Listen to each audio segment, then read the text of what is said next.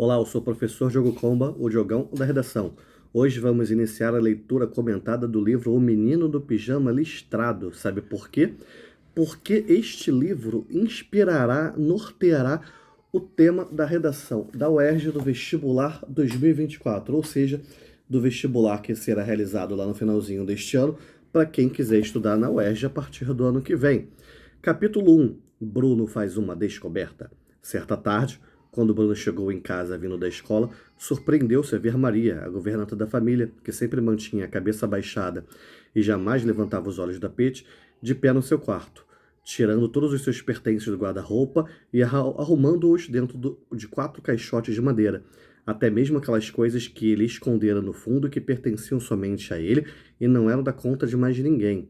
O que você está fazendo? Ele perguntou tão educadamente quanto pôde, pois, embora não estivesse contente por chegar em casa e descobrir alguém remexendo nas suas coisas, sua mãe sempre lhe dissera para tratar Maria com respeito e não simplesmente imitar a maneira com que seu pai a tratava.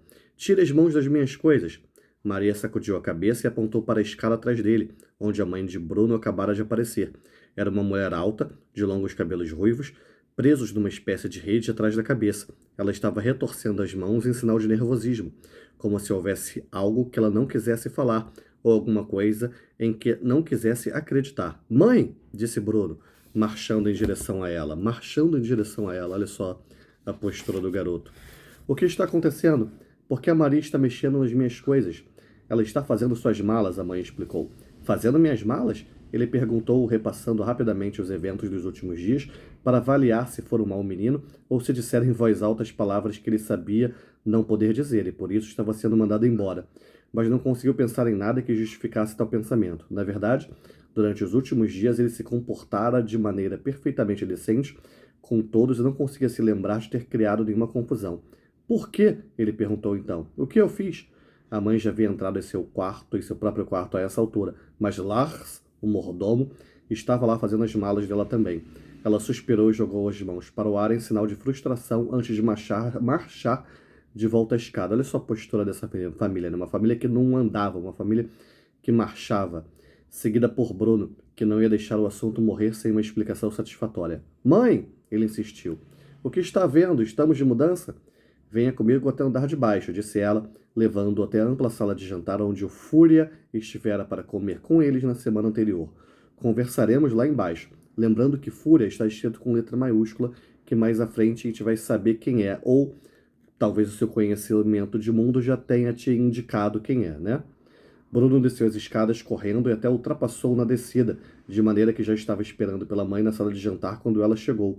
Ele observou-a sem dizer nada por um momento e pensou consigo que ela não devia ter aplicado corretamente maquiagem naquela manhã, pois as órbitas dos olhos estavam mais avermelhadas do que de costume, como seus próprios olhos ficavam quando ele criava confusão e se metia em encrenca e acabava chorando. Será que a mãe chorava então com frequência, né, mais avermelhada do que de costume? Já diz alguma coisa a mais sobre essa família. Veja, Bruno, não há motivo para se preocupar, disse a mãe, sentando-se na cadeira na qual sentara a bela mulher loura, que viera jantar acompanhando o Fúria e que acenara para ele quando o pai fechou a porta. Na verdade, acho que será uma grande aventura. Que aventura? Ele perguntou. Estão me mandando embora? Não, não é apenas você, ela disse, parecendo que abrir um sorriso momentâneo, mas mudando de ideia. Todos nós vamos embora. Seu pai e eu, Gretel e você, todos os 4. Bruno pensou a respeito e franziu o senho. Franziu ficou assim, né? Não o incomodava em especial se Gretel fosse mandada embora. Gretel é a irmã mais velha. Porque ela era um caso perdido em maiúsculas, e só o metia em encrenca. Mas parecia um pouco injusto que todos tivessem que acompanhá-la. Mas para onde? Ele perguntou. Aonde vamos exatamente? Por que não podemos ficar aqui? É o trabalho do seu pai, explicou a mãe. Sabe como isto é importante, não sabe? Sim, é claro, disse Bruno, acenando com a cabeça, pois sempre havia na casa muitos visitantes. Homens em uniformes fantásticos, mulheres com máquinas de escrever das quais ele deveria manter longe suas mãos sujas, e eram todos sempre muito educados com o pai, diziam que ele era um homem para ser observado e que o Fúria tinha grandes planos para ele. Pelo jeito, o pai do garoto tinha um certo cargo ali numa determinada hierarquia. Você sabe, né? Uma hierarquia militar naquele contexto da Alemanha na Segunda Guerra Mundial. Bem, às vezes quando uma pessoa é muito importante, prosseguiu a mãe, o homem que o emprega lhe pede que vá a outro lugar, porque lá é um trabalho muito especial que precisa ser feito. Continuando aqui. Que tipo de trabalho?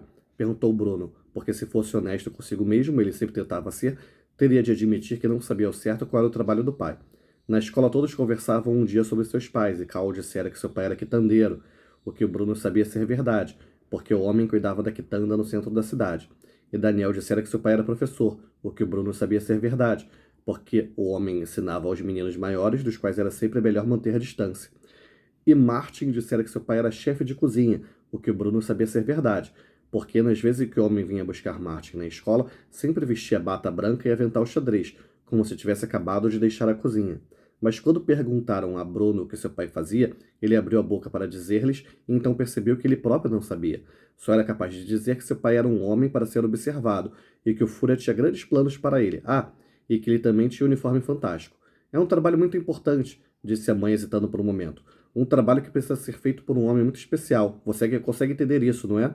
E todos nós temos que ir também? Indagou Bruno. Claro que sim, disse a mãe.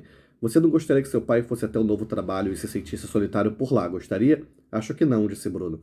Papai sentiria muito nossa falta se não fôssemos com ele, ela acrescentou. De que ele sentiria mais saudade? Perguntou Bruno. De mim ou de Gretel? Ele teria saudade de ambos igualmente, disse a mãe, que era partidária da opinião de não escolher favoritos, o que Bruno respeitava, especialmente porque sabia que, na verdade, era ele o favorito dela. Mas e quanto à nossa casa? Perguntou Bruno. Quem vai cuidar dela enquanto estivermos longe? A mãe suspirou e olhou o quarto ao redor, como se nunca mais fosse vê-lo novamente. Era uma casa muito bonita e tinha ao todo 5 andares, sem incluirmos o porão, onde o cozinheiro preparava toda a comida e Maria e Lar sentavam-se à mesa discutindo um com o outro e chamando-se de nomes que não se deviam empregar. E se considerássemos o pequeno quarto do topo da casa, que tinha janelas oblíquas através das quais Bruno conseguia ver até o outro lado de Berlim, se ficasse na ponta dos pés e segurasse firme no parapeito. Olha isso, uma casa de 5 andares, mas os criados eram mantidos no portão. Olha só que absurdo. Mais uma vez, uma mostra de uma certa hierarquia presente nesse grupo, né? Teremos que fechar a casa por enquanto, disse a mãe, mas voltaremos algum dia. Mas enquanto o cozinheiro? Perguntou Bruno. E Lars? E Maria? Eles não vão ficar morando aqui na casa? Eles vêm conosco, explicou a mãe. Mas agora basta de perguntas. Talvez seja melhor você subir e ajudar Maria a fazer as malas. Bruno levantou-se da cadeira, mas não foi a lugar nenhum. Havia apenas mais algumas perguntas que ele precisava fazer, antes que pudesse deixar o assunto de lado. É muito longe? Ele perguntou. Um emprego novo, quero dizer. Fica a mais de 1 quilômetro de distância? Interrogação. Ó céus, disse a mãe, rindo, embora fosse uma risada estranha, porque ela não parecia feliz, e se virou como se não quisesse que Bruno visse seu rosto. Sim, Bruno. Passando aqui. Disse ela. Fica a mais de 1 quilômetro de distância. Bem mais que isso, na verdade. Os olhos de Bruno se regalaram e a boca fez o formato de um O. Ele sentia os braços pendendo estendidos ao seu lado, como os costumavam ficar quando alguma coisa o surpreendia. Você não quer dizer que iremos deixar Berlim, não é? Ele perguntou sem fôlego, esforçando-se para proferir as palavras. Temo que sim, disse a mãe, acenando tristemente com a cabeça. O trabalho de seu pai é... Mas enquanto a escola, disse Bruno, interrompendo algo que ele sabia que não podia fazer, mas que pensou ser perdoável naquela ocasião. E quanto a Carl e Daniel e Martin, como eles saberão onde eu estarei quando quisermos fazer alguma coisa juntos? Você terá que se despedir dos seus amigos por enquanto, disse a mãe. Mas estou certa de que você os verá novamente com o tempo. E não interrompa sua mãe quando ela estiver falando, por favor, acrescentou, pois, apesar das notícias estranhas e desagradáveis, de certo não havia necessidade de Bruno quebrar as regras de boa educação que lhe foram ensinadas. Despedir-me deles? Ele perguntou, encarando-a com surpresa. Despedir-me deles? Respeitou, cuspindo as palavras como se a boca estivesse cheia de bolachas que ele mastigara, mas ainda não engolira. Despedir-me de Carl, Daniel e Martin? Prosseguiu Bruno, a voz se aproximando perigosamente do grito, o que não era permitido dentro de casa. Mas eles são os 3 melhores amigos da minha vida toda. Ah, você fará novas amizades, disse a mãe, acenando com a mão no ar, como se dispensasse o assunto, supondo que, para um menino, fazer 3 grandes amizades para toda a vida fosse coisa fácil. Mas nós temos planos, protestou ele. Planos? Perguntou a mãe, erguendo uma sobrancelha. Que tipo de planos? Enfim, galera, tô terminando aqui, não o primeiro capítulo, né? Mas terminar aqui antes de 10 minutos, vou fazer uma parte 2. Lembro, por favor, deixa o seu like, ativa o sininho, se inscreve no canal e comenta aí pijama, só para eu ter certeza que você chegou até aqui. Que a força e a inspiração estejam com vocês, sem dizer adeus jamais.